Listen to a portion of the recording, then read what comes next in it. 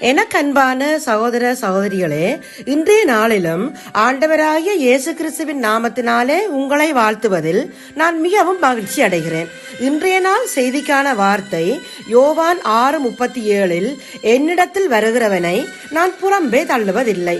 நம் ஆண்டவராகிய இயேசு கிறிஸ்து மிகவும் அன்புள்ளவர்.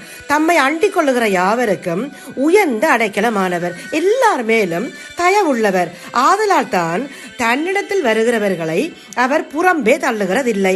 இன்றைக்கு ஒருவர் முதுமை அடைந்து விட்டால் அவர் புறம்பே தள்ளப்படுகிற ஒரு நிலையை நாம் காண்கிறோம். ஆனால் நம் ஆண்டவராகிய இயேசு கிறிஸ்து சொல்கிறார், தாயின் வயிற்றில் தோன்றினது முதல் உங்களை ஏந்தி தாயின் கற்பத்தில் உற்பத்தியானது முதல் உங்களை தாங்கினேன். உங்கள் முதிர் வயது வரைக்கும் நான் அப்படி செய்வேன். நரை வயது மட்டும் நான் உங்களை தாங்குவேன். நான் அப்படி செய்து வந்தேன். இனிமேலும் நான் ஏந்துவேன், நான் சுமப்பேன், நான் தப்புவிப்பேன். ஒரு அரசன் தன் நாட்டில் வசிக்கும் முதியவர்களால் எந்த பயனும் இல்லை என்பதால் சுமார் 70 வயது நிறைந்தவர்களை கண்காணாத இடத்தில் கொண்டு போய் விடும்படி உத்தரவிட்டான். மக்களின் பெரும் கண்ணீருக்கு மத்தியில் உத்தரவு நடைமுறைப்படுத்தப்பட்டது. சில மாதங்கள் கழித்து நாட்டில் கடும் மழை பெய்ததால் ஊர் வெள்ளத்தில் சிக்கியது. மக்கள் பெரும் இன்னல்களுக்கு ஆளாகினர்.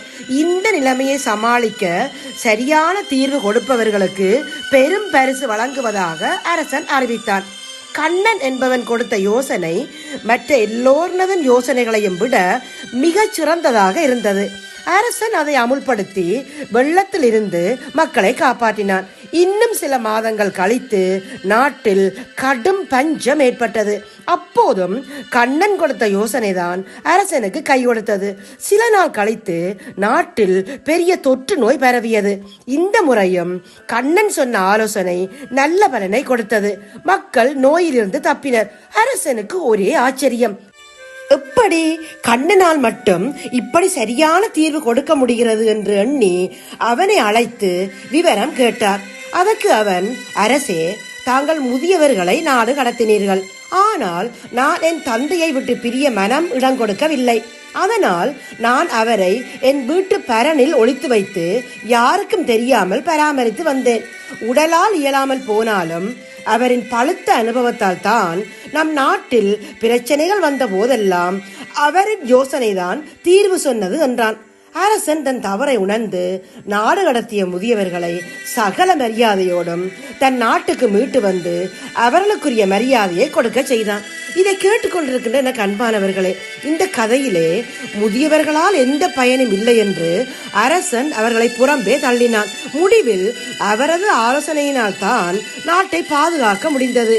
நம் கர்த்தர் தன்னிடத்திலே வருகிறவர்கள் எந்த நிலையில் இருந்தாலும் அவர்களை வெறுக்கவும் மாட்டார், புறம்பே தள்ளவும் மாட்டார்.